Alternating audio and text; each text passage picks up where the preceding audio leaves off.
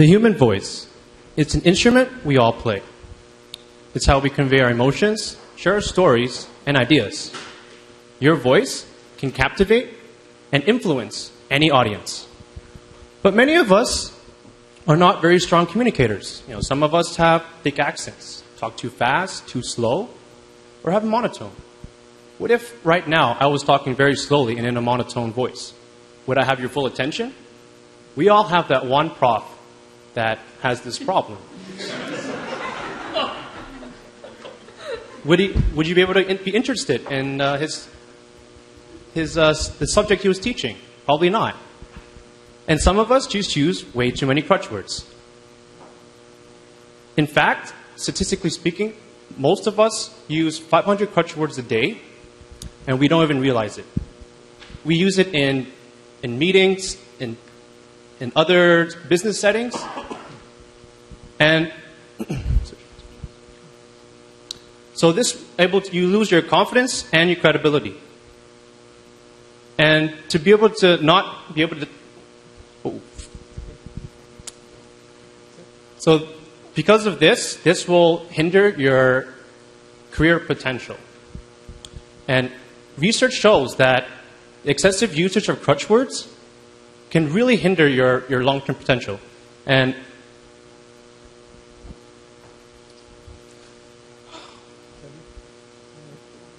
at Eloquence,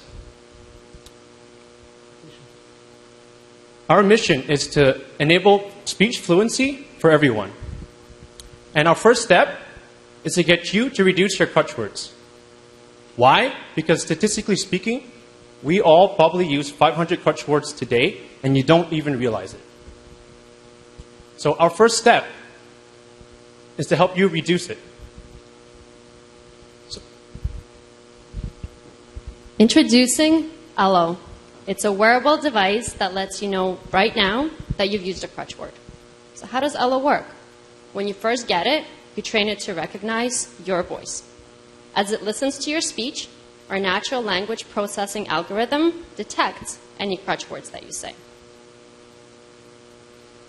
Elo is already pre-programmed with popular crutch words. But what if the ones you use are a little more specific? Not a problem. It'll listen to you for a day and tell you exactly what they are. Anytime you use a crutch word, Elo vibrates softly to make you aware, so that you can make a conscious decision to replace your crutch words with a pause. Elo is smart. If you use too many crutch words in a short amount of time, it will vibrate only once.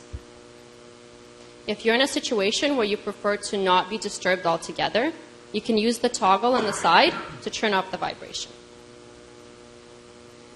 The companion mobile app allows you to set daily, weekly, or even monthly goals. It updates your progress real time, and you can check it at your convenience. You might be surprised by which crutch words you use most often. Elo was designed and redesigned through multiple rounds of user feedback. While most people don't mind wearing Elo proudly, others wanted something a little more low-key. We designed it to be worn on your clothing or close to your collars to improve accuracy. You can wear it on your shirt, your jacket, your pocket. You can even turn it inwards for something a little more subtle. The point is, it's going to blend in with any look. While our long-term vision is to enable speech fluency for everyone, Elo's current capabilities are to reduce your usage of crutch words. And that is why we are going to be targeting a specific audience, an audience who has already taken the first step to reduce their use, namely Toastmasters and MBA students. There are 200,000 Toastmasters in North America who've already taken that first step to improve their communication skills. I am a Toastmasters member, and I have been for 5 years. So I brought Elo to a bunch of my fellow colleagues, and they were really excited about the product. Excited because there's nothing like this out there for speaking skills. You can practice on your own, or you can go to weekly meetings and get feedback from your friends, but nothing else. In terms of marketing, we would partner with the country heads for Canada and the US, and we would also want to market at a more local level to club presidents and district directors. We would also want to advertise within the Toastmasters monthly magazine and connect with some of their followers on LinkedIn. In addition to this, there are 100,000 MBA students in North America who understand the importance of speaking confidently in a business setting. Furthermore, there are communication coaching classes, and included in those is reducing the use of crutch words. Here at Rotman, we have Dana Andrews, and she's our program administrator. She's agreed to roll out Elo to some of our students, and in addition to that, a newsletter, and include it in the communication classes. We would want to do the same at other MBA schools, include it in the classes, roll it to students, get it out there. In addition to all this, we would want to reach out to a broader audience. Social media influencers who help improve skills, rolling out our Say Elo campaign. So to get Elo to you, we'll first build and develop a speech recognition algorithm, and then build on the functional prototype. This is probably going to take us 6 to 12 months. We'll start with 100 working prototypes and then test them with our connections at Toastmasters and MBA. These are the people we have already talked to, and they are anxiously waiting to get their hands on Elo. After the design is final, we'll manufacture and build this product and ship it to all the eager audience. So we conducted a bunch of surveys, and what we found was, so we asked them, would they purchase a product something like Elo? Out of 120 responses that we received, 75% people said yes, and that's over 220,000 potential customers. That's over 225 potential customers. So if we capture this market, we probably are going to generate $1.5 million in our first year, and capturing 50% of this market by year 3 will generate $7 million in revenues. So these revenues will come from the device sales, base subscription, and premium subscription fee. Thank you. I think we're out of time. Thank you. Opening up for questions.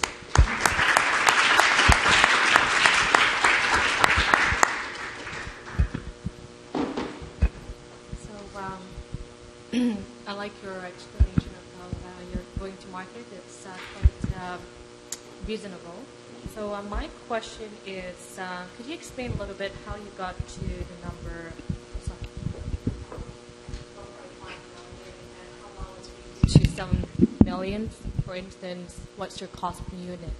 Yeah, so we actually talked to, we have created the instructional lab here at Rotman, and we were able to take advantage of one of the startups that actually ended up exiting a couple of years ago, Pepbot. So in terms of the revenues, the 1.5 million is from targeting just 10% of our 200,000 customers at 20,000 devices in the first year, for $50 for the device sales, and then $1.99 for basic subscription, which is just the built-in detectable crutch words. In terms of the per unit cost, we actually talked to a manufacturer, and we realized that initially it would cost us about $1,000 for just the prototype. There's also going to be a lot of fees to hire developers to actually build the AI speech algorithm. But once we actually get to market, we can actually get our cost down to $15 or lower per unit at 20,000 units. And this is all from talking to our CDL connections here at Rotman. Thank you. So in terms of sustainability for the product, so assume everybody becomes a perfect speaker, Yep. and nobody relies on crutch words anymore. Yep. What's the next phase, or what's the next use of the product? Yeah, so I think we actually weren't able to get to that part in the speech.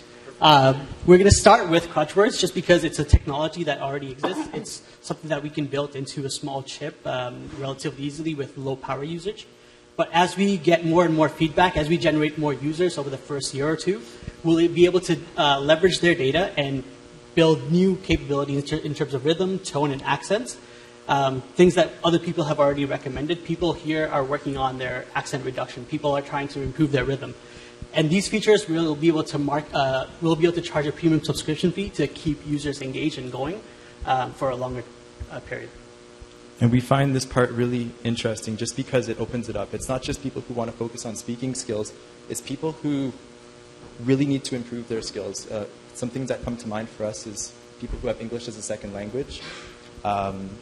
There's other people who it might be other languages where we broaden out. It's not just English, it's across the world.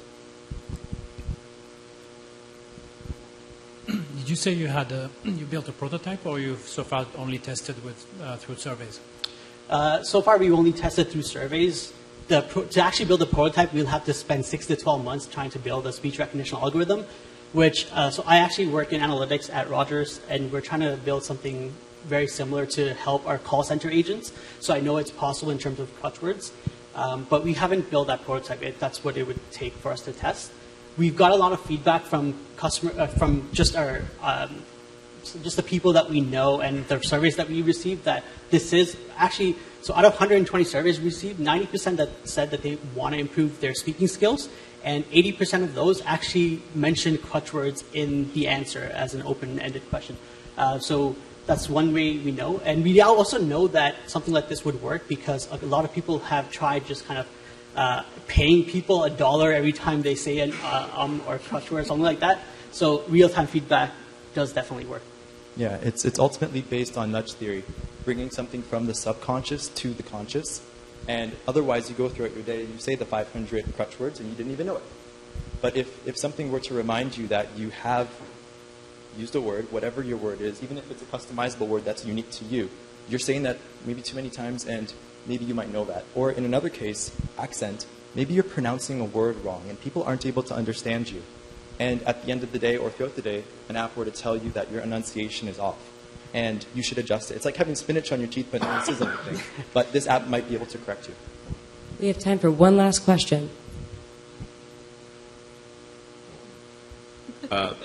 So, given that you've done a lot of behavioral studies, do you have a sense of behaviorally how much time it takes once the device is working for the person to be able to change his or her base behavior?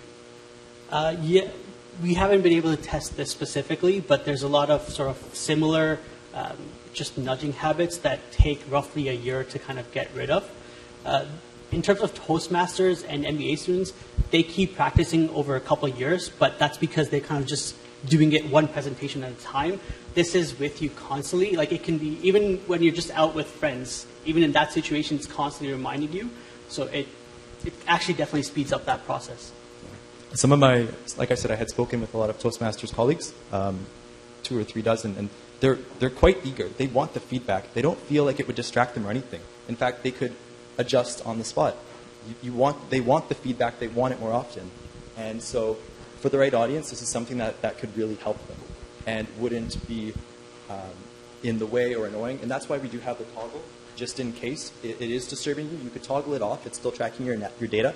Or you could adjust it maybe to a softer vibration. And All right, thank you. Sorry, I just want to know, are you going to name names of professors that you want to pilot this on? Whoa. And are they here in the room tonight? With that, okay. Thank you. Thank you very much, Eloquence. Thank you.